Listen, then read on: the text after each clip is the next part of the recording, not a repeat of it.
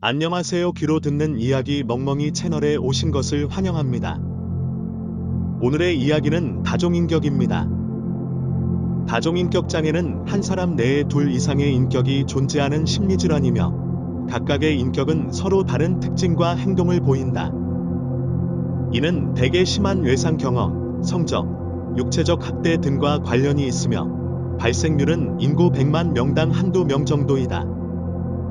다종인격 환자는 자신의 인격이 바뀌는 것을 인식하지 못할 수 있고 정신과 의사나 심리치료사가 맡아 수행하는 치료가 필요하다.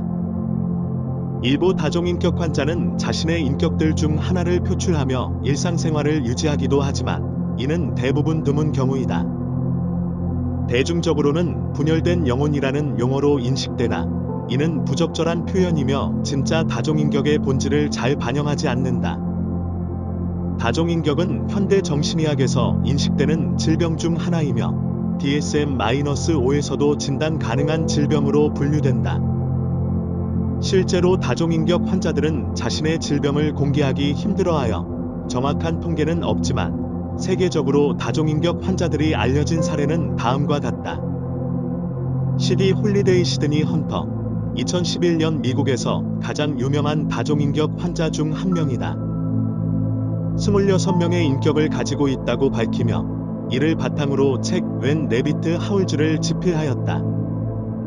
이드니 헌터는 2011년에 사망하기 전까지 가장 유명한 다종인격 환자 중 한 명으로 26명의 다른 인격을 가졌다고 밝히며 이들 인격 중 13명은 여성이고 13명은 남성이다. 이들 인격은 각각 서로 다른 성격과 취향, 기억, 의식 등을 지니고 있었다. 예를 들어 헌터는 자신을 여성 인격 중 하나인 빅토리어로 인식하기도 하였다. 빅토리어는 여성 스포츠 애호가로 일부 인격들과는 다른 라이프 스타일을 살고 있었다.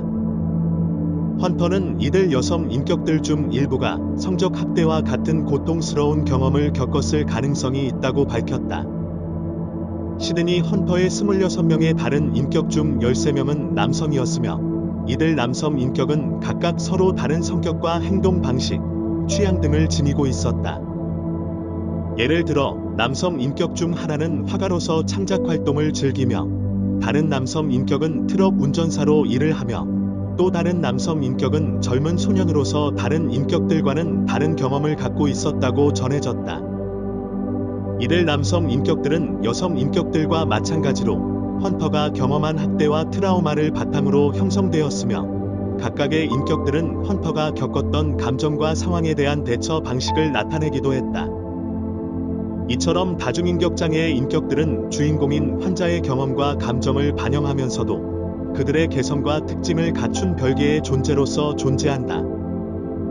헌터는 어릴 적에 가정 내에서 성적 및 육체적 학대를 받았고 이로 인해 정신적으로 이상한 증상을 겪기 시작했다. 후에 다중인격 장애를 진단받았고 다수의 인격을 지닌다는 사실을 깨닫게 되었다. 이후 헌터는 자신의 경험을 바탕으로 1987년 책 웬 레비트 하울즈를 집필하였다. 이 책은 그녀와 그녀의 다른 인격들의 이야기를 담고 있으며 대중적으로 많은 관심을 받았다. 헌터의 책은 다중인격 장애에 대한 이해를 높이는 데 큰 역할을 한 책 중 하나이며 다중인격 장애를 가진 사람들이 자신의 증상과 이를 극복하는 방법에 대해 이야기하고 공감할 수 있는 기회를 제공하였다. 이 책은 또한 다중인격 장애가 어떻게 발생하고 어떻게 치료되는지에 대한 논쟁을 유발하였다. 다종인격 또 하나의 유명한 인물은 존 사이먼입니다. 존 사이먼은 호주의 다종인격 환자로 53명의 인격을 가지고 있다고 알려져 있다.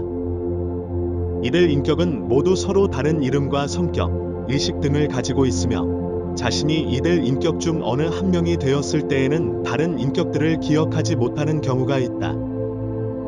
이들 인격 중에는 남성과 여성, 어린이와 노인 등 다양한 연령대와 성별, 인종, 국적 등이 혼재되어 있으며 각각의 인격은 서로 다른 특징과 행동 패턴을 지니고 있다. 예를 들어 팀이라는 인격은 영국 출신의 젊은 남성으로서 활동적이고 외향적인 성격을 지니며 조디라는 인격은 미국 출신의 어린 여아로서 소심하고 내성적인 성격을 지니는 등 각각의 인격은 다양한 특징을 지니고 있다. 또한 존 사이먼은 이들 인격이 서로 협력하며 일상생활을 영위하는 방식으로 삶을 이어가고 있기 때문에 이들 인격이 언제든지 나타날 수 있으며 나타날 때에는 존 사이먼의 외모, 목소리, 행동 등이 달라지는 것으로 알려져 있다.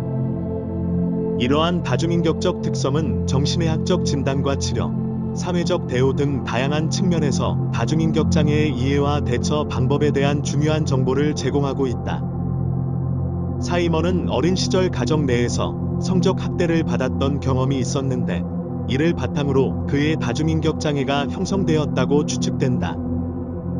이 외에도 그는 조울증, 우울증 등의 정신질환을 겪은 적이 있었으며 이들 질환들이 그의 다중인격 장애를 더욱 심화시켰을 것으로 추측된다.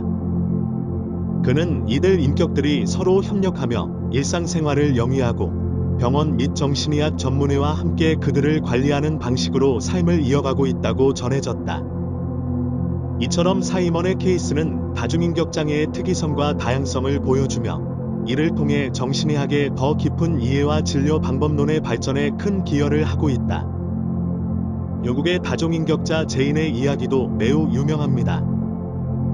제인 레미 블루먼펠드는 영국의 다중인격 환자로 7명의 인격을 가지고 있다고 밝혀졌다.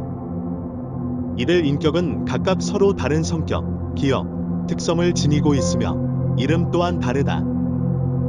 예를 들어 제인 인격은 매우 지적이고 외향적이며 조시 인격은 보호 본능이 강하고 미셀 인격은 예술적인 취향을 지니고 있다고 전해졌다.